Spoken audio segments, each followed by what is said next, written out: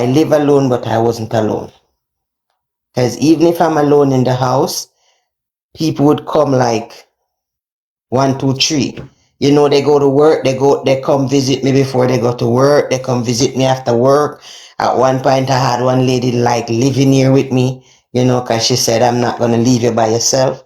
So going through the journey was good. Like I said, my only problem going through the journey was my hair, because I worshipped my hair and then I had to lose my head of hair. I remember, I think it was after the fifth chemo that I was in the bathroom one morning and I was washing my hair, because it's like when I start get the chemo, I had a different smell in my hair and I'm like, what is that? So the doctor said it's normal. So I remember washing my hair, because the minute I come beside you, you're going to say, what smell like that? That was my hair. And I'm like, what's going on?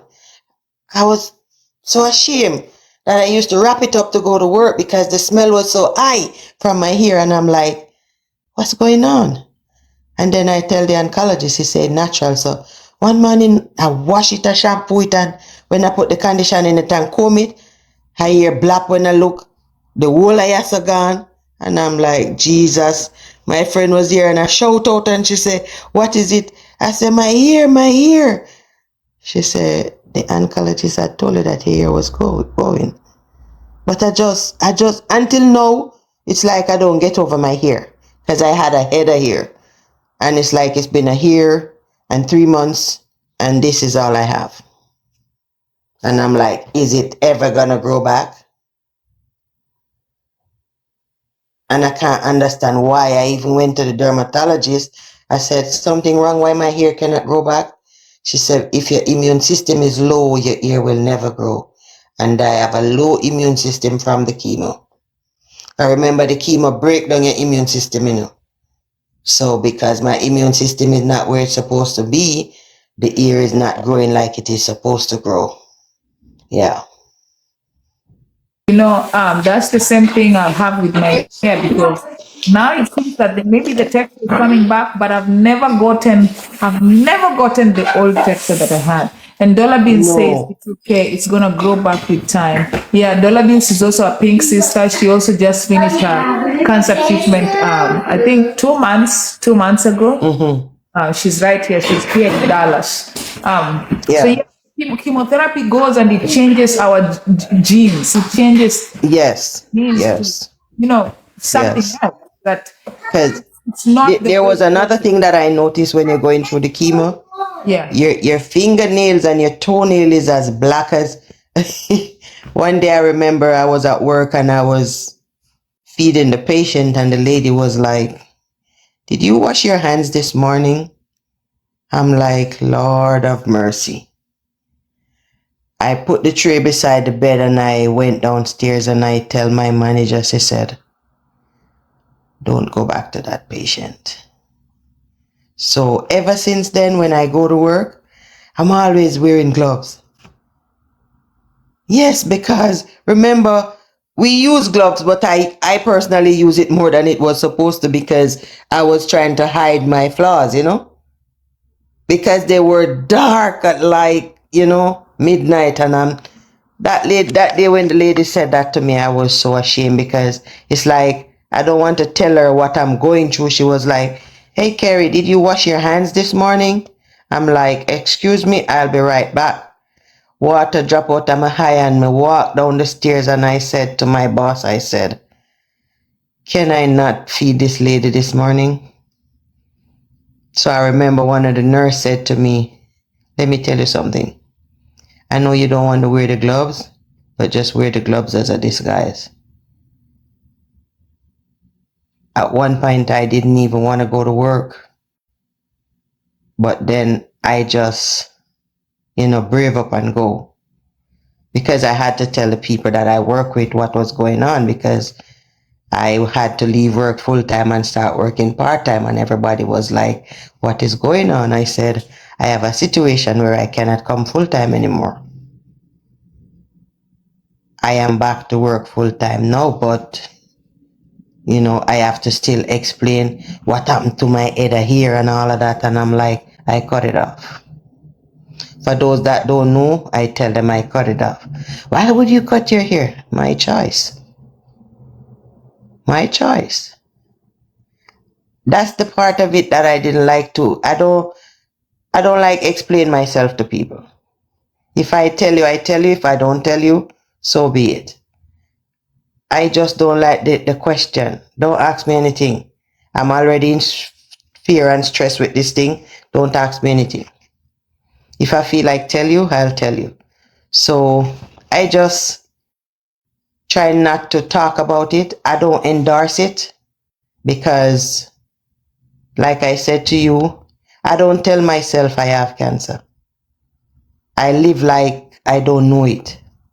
I've been through it already. I hope it don't come back, which it shouldn't, but I don't endorse it. I don't talk about it. That's why I don't tell a lot of people about it, because every now and then they will call you, how you're doing, are you doing your checkups and all of that. Don't ask me nothing. I don't want to talk about it. It's already gone. That's behind me. I'm going forward. I don't endorse talking about it. After cancer diagnosis and throughout this journey that you have walked, did you lose some friends? Yes. Yes. Yes. How?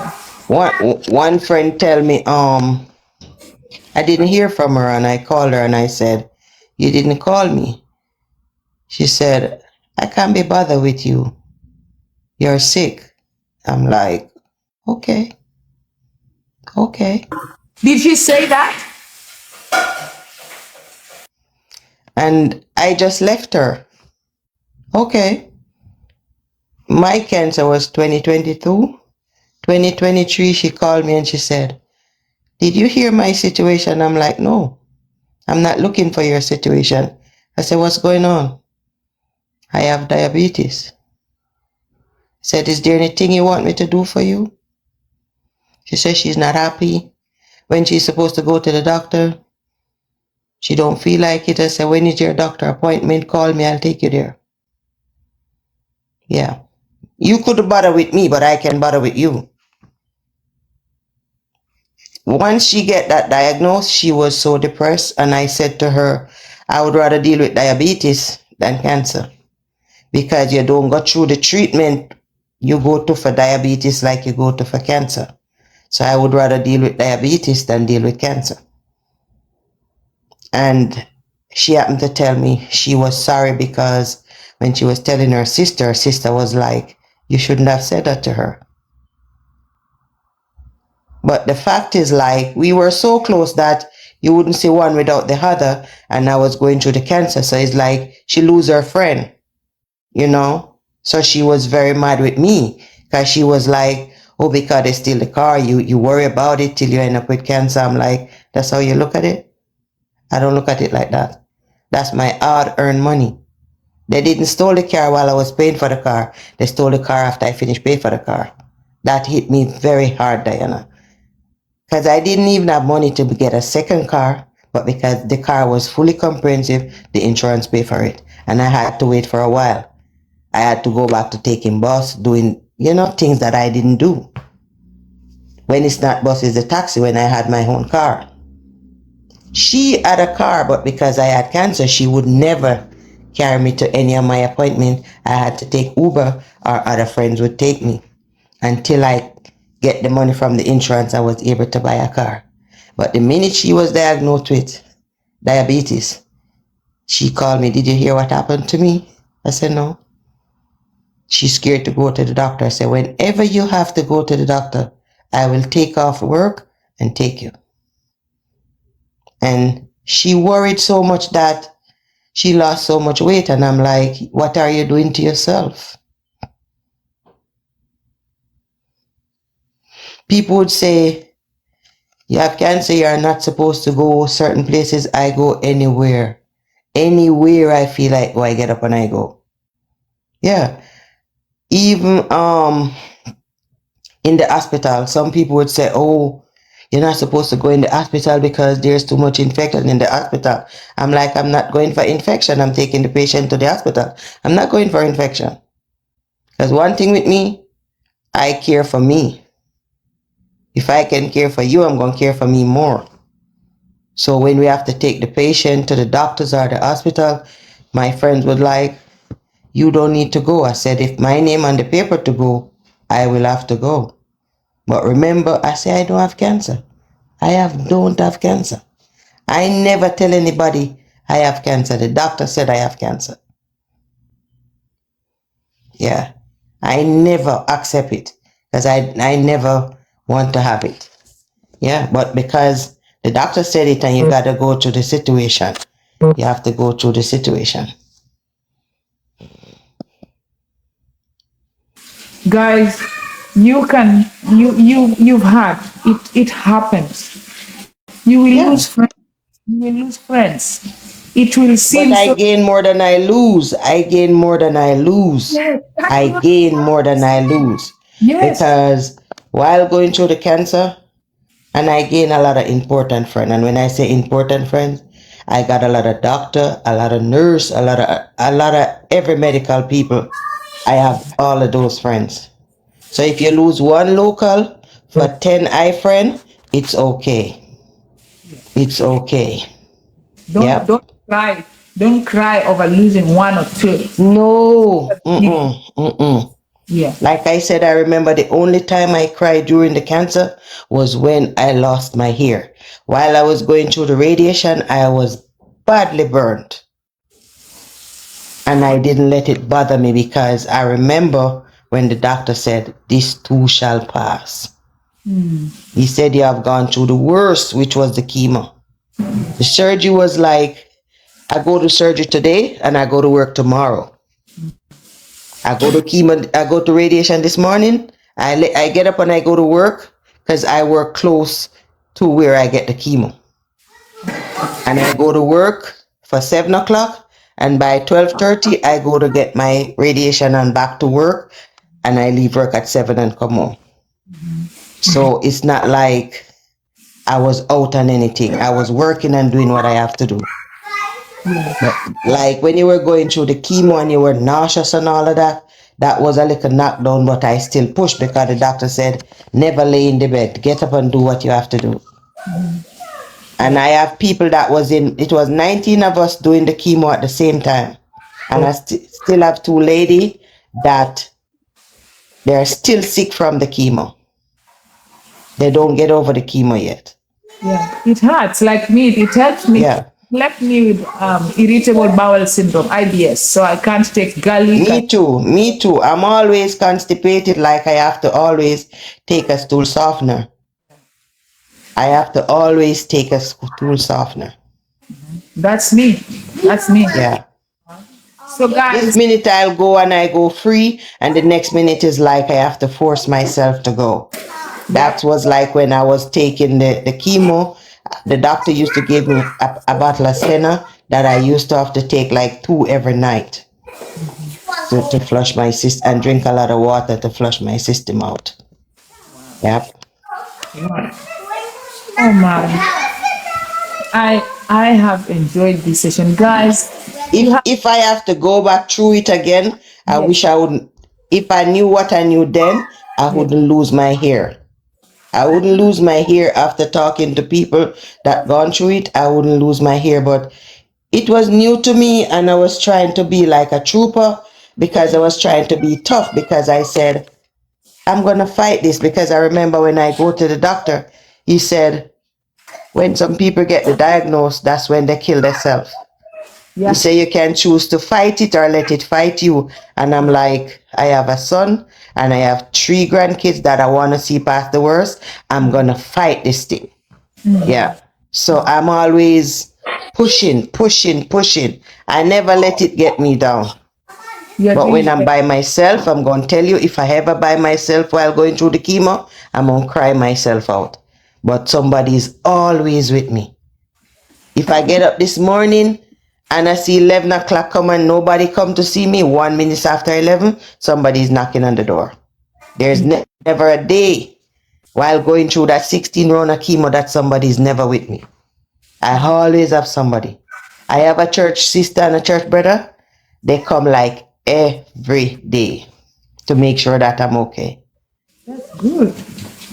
Yeah, so it was I would say it was bittersweet. The bitter part was going through the chemo. That was the hardest part. Because I remember when I go for the chemo, I live on the second floor. I gotta go all the way down to take the elevator and I park right by the stairs. I remember 45 minutes to come up 2 flights of stairs. That was how weak I am. I put up my foot and I hold on and I stand up. Whoever bring me, they gone up the stairs long time and watch me. I come up liquor by liquor. Sometime I have to sit down and one day I remember I said, "Can you hold my hand while I go up the stairs? I can't do it today." But other than that, the chemo was the hardest and losing my hair. Yeah. Everything else was like Well, pretty easy because when you made up your mind that you're going to do something, you're going to do it. Because at first people make it look like you have cancer today and you die tomorrow. No.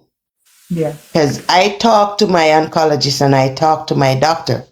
And when he said to me, "Don't listen to anybody, your cancer is a low grade cancer," I was like, okay.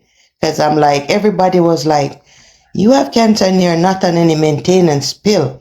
Like, some people take a pill every day, every month, every what.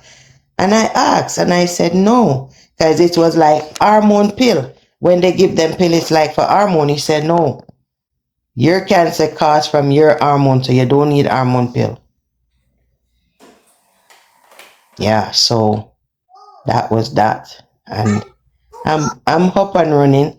At times, But you say the cancer it fed on almond milk.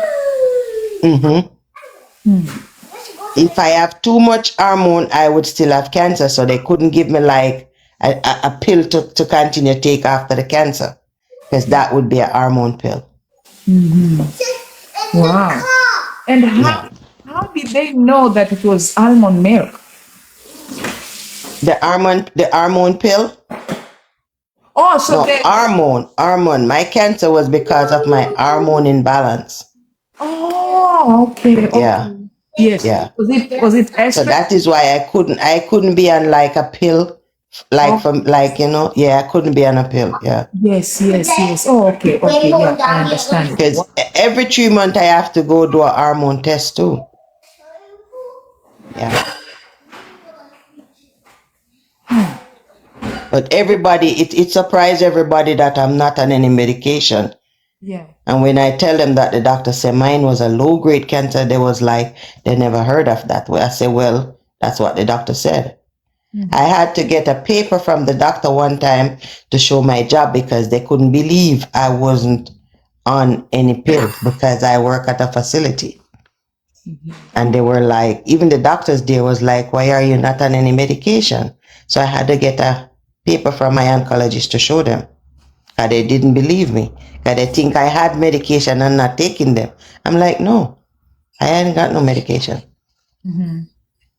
When I was going through the chemo, I couldn't walk for like about 3 months. I couldn't walk because it messed with my nerves in my legs. The chemo messed with the nerves in my legs. Even now, if I walk for too long, the back of my legs hurt, but I still have to walk. But they put your fingers and your toes in ice. Yes, yes, yes. That was when I go to the chemo. Before you start the chemo, I Yes. used to have my little ice gloves and socks and all of that. Yeah. Yeah. Wow. And then before you start the chemo, they would give you like a briefing and what to expect and how to care for yourself, how to do makeup and all of that. It was like a whole makeover because remember, you lose your hair, you have to learn how to make your face look presentable and all of that. I'm not a makeup person. I'm just like I am. I wasn't brought up to use anything like that. I'm just me. Yeah. Wow. Wow. I I have learned today. What I've learned about is the injection that you get. You said every month. No, I think I know that injection. You had No, man. The injection I get every month is like a blood test. Like when you go and they give you a finger stick, which is a CBC, and if that don't read enough, they pull the blood through the port to test the blood to see if the cancer is coming back up. Oh, okay, okay, okay. Yeah. So I clean the port like every 6 weeks. I clean the port, but every Thursday I have to go get a CBC stick Yes. at the cancer center to make sure everything is okay. And if I don't go every Thursday, I go every other Thursday. Because sometimes I really don't like to go because this finger is tender. Is this the finger they took? Are the same one on the other hand? They'll not use this finger, this finger, this finger, this one. They joke this one all the time. And sometimes it's tender, so sometimes I don't show up. But it's okay to go like every 2 weeks. But my oncologist said every week would be better because he want to know what's going on.